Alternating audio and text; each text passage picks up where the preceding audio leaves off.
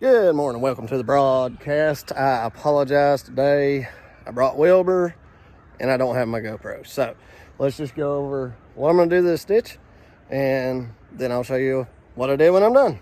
What's going on here is this ditch is just not stable. And he's not happy with how it looks. He doesn't like how it's not smooth. It's got these drops. So I'm just gonna take the radius of the bucket, turn it up, run up through there and get it good and smooth, and then I'm going to track it in, and then every so often I'm going to put in riprap dams. I'll show you what I got when I'm done. Now for my how-to video junkies, I started at the top and I had the excavator pointing uphill, but I swung the boom around to the right. That way I could dig in and roll material out lightly with the blade, or I'm sorry, the boom, rolling it out, and then I went back with the blade and just barely caught that high lip to let material roll off smooth. Then I went down here and started at my pipe. And I started by dropping my track into the trench, and that puts my excavator on an angle, which also puts the bucket on an angle. And I was able to reach up right at the entrance of my pipe, and now I'm just working the material back uphill.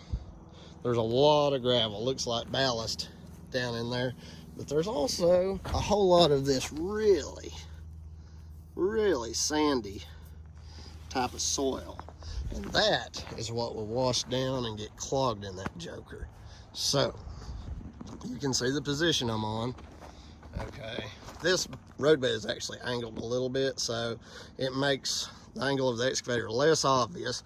But this is what you have to do if you don't have a tilt grading bucket. You've got to find ways to get your tracks on grade with what you want your bucket to dig.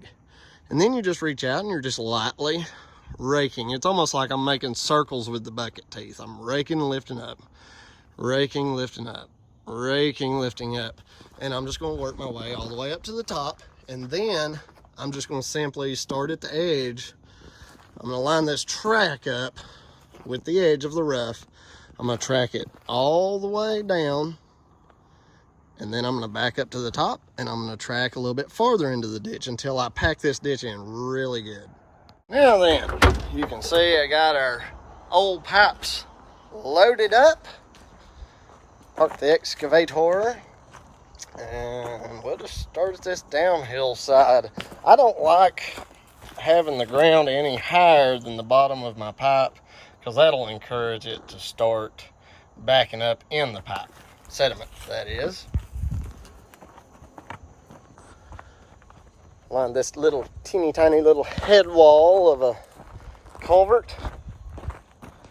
Any sediment from there to there will get hung up in here.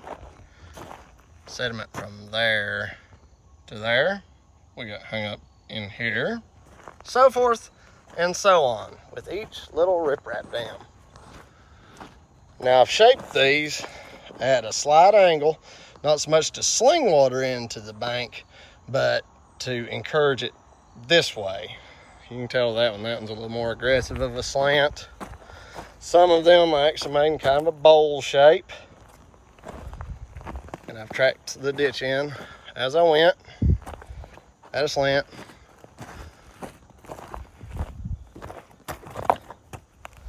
That riprap always locks together really good. And I went all the way up to our tree where our erosion problem was starting. So there you go. And I did go ahead and just drag the driveway with my blade a little bit from the little bit of scuffing and twists and turns of the excavator. Turned out really nice.